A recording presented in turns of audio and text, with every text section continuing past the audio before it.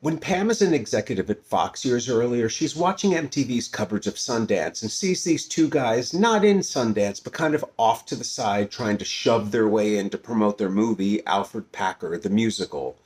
Pam thinks they seem funny and invites the creatives, Trey Parker and Matt Stone, to pitch her some shows. Trey and Matt move to LA and try, with limited success, to make a career for themselves. Pam hires them to write a show for Fox Kids that goes to pilot and not much else. Pam's boss, Brian, the one with whom I had my emotional hugger breakthrough, hires them to do a short animated video Christmas card for him. Pam, Matt, Trey, and I hang out all the time. Trey lives in this crappy apartment in West LA, and we karaoke at this bar around the corner from him like twice a week for 2 years straight. Pam is into Trey, though it's not clear if that feeling is reciprocated. As his studio executive, she's his employer, after all, and in Hollywood, most business relationships mimic the grammar of flirty friendships, making it impossible to parse out opportunism from genuine feeling. At around the same time I started HBO, Pam makes a successful leap to her dream job by getting a staff writing job on a sitcom. When Pam leaves her executive position at Fox to become a TV writer, her burgeoning whatever with Trey dissolves. As it turns out, he's not into her in that way, and she stops speaking to him and Matt as a result, which to me seems extreme, though I don't really question it since Pam's the normal one, not me. It's implicit that, since Pam is dropping Trey and Matt as friends, I'm supposed to as well, and that connecting with them will be a betrayal of her.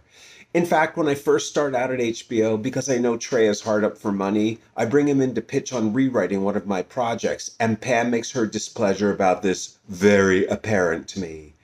It's jarring to stop seeing my friends, but I don't overanalyze it. If Pam's mad at them, then I'm on her side.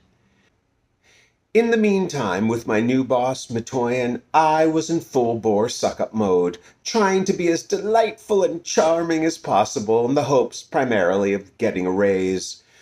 Matoyan's emotional hugging needs were different from Richard's. Whereas emotionally hugging Richard meant giving him an ego boost, emotionally hugging Matoyan meant making him feel liked.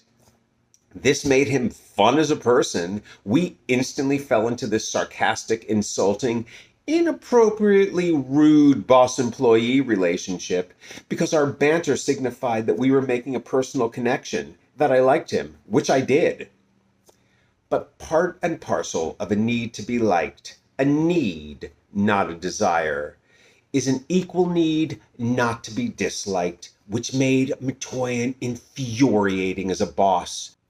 A firm decision made in the morning could be overturned by mid-afternoon due to a passing negative comment made by someone's assistant.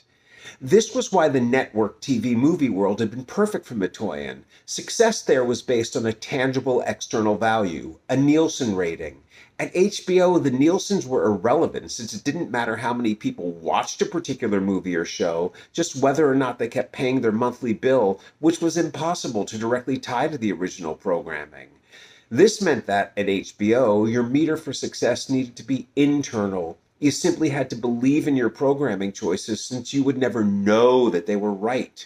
Matoyan seemed to lack this meter and equated being right with being liked and being wrong with anywhere where he felt judged negatively.